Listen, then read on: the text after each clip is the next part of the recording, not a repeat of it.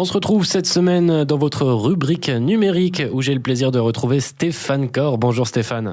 Bonjour Jonathan. Vous allez bien ? Bien et vous-même ? Toujours très bien, merci. Cette semaine, nous allons aborder les sites, les applications de rencontres. Qu'est-ce qu'il en est ? Alors, elles connaissent un peu une crise existentielle parce qu'il y a moins en moins de personnes qui ont envie de payer un abonnement. Donc, elles ont des fois chuté de 50% dans leur valeur et dans le nombre d'abonnés. C'est une problématique assez importante pour les sites et les applications de rencontres. Oui, parce que finalement, ces applications de rencontres font beaucoup de promesses à leurs utilisateurs, utilisatrices, promesses qu'ils n'ont finalement pas toujours tenues par rapport aux expériences qui sont faites par chacun d'entre elles ou d'entre eux, dont les problèmes principaux, on a un déséquilibre homme-femme déjà, et cette disparité crée une dynamique où seul un petit pourcentage d'hommes, environ 10%, obtient une majorité d'interactions. Et il y a peut-être une autre problématique qui est arrivée ces derniers temps. On a parlé il y a quelques semaines d'intelligence artificielle. Est-ce qu'elle est aussi effective dans ces sites de rencontres ? Alors, en tout cas, elle est effective au niveau du nombre de faux profils. C'est-à-dire qu'il y a énormément de faux profils dans ces applications et les applications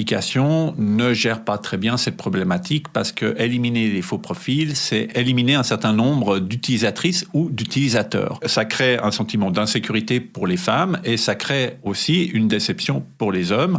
50% des utilisateurs ont rencontré des tentatives d'arnaque au sein de ces plateformes. Donc, aucune des deux parties se retrouve au final. Non, et puis on a aussi ce phénomène un peu de supermarché où on s'intéresse plus à la composition du produit qu'au produit lui-même.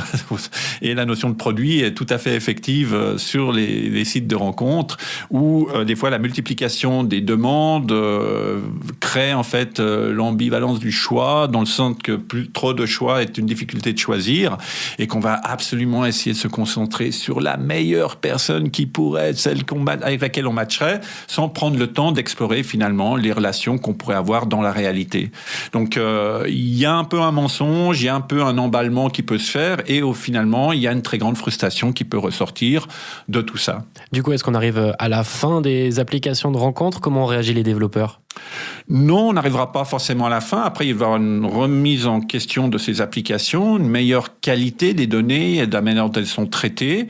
Et puis, il y a peut-être une maturation des utilisateurs et des utilisatrices d'avoir la conscience que, en fait, ces applications, l'avantage qu'elles ont, c'est de nous mettre en contact avec quelqu'un qui est d'accord de nous rencontrer. Ce qui n'est pas le cas forcément dans un établissement public. Après, il y a des gens qui sont introvertis. Je ne sais pas, personnellement, j'aurais de la peine à aller vers quelqu'un dans un établissement public parce que je suis pas sûr que cette personne serait réceptive dans le sens qu'elle a envie de consacrer du temps à rencontrer quelqu'un. Alors que sur une application de rencontre, même si c'est pour un lien social, vous pouvez définir exactement ce que vous voulez. Après, le définir concrètement, des fois ça convient et des fois ça convient pas. Il y a plein de non-dits aussi dans les relations qui sont des fois, qui amènent toute une complexité relationnelle aussi. Et ces applications de rencontre pourraient permettre d'être très concret, d'être très concret dans ce qu'on propose ou dans ce qu'on attend. Néanmoins, c'est pas forcément ce qu'on retrouve sur ces plateformes. Eh bien, merci Stéphane Corr pour ces précieux conseils, ces informations concernant ces applications et ces sites de rencontres. De notre côté, on se retrouve la semaine prochaine. Avec plaisir. À bientôt. À bientôt.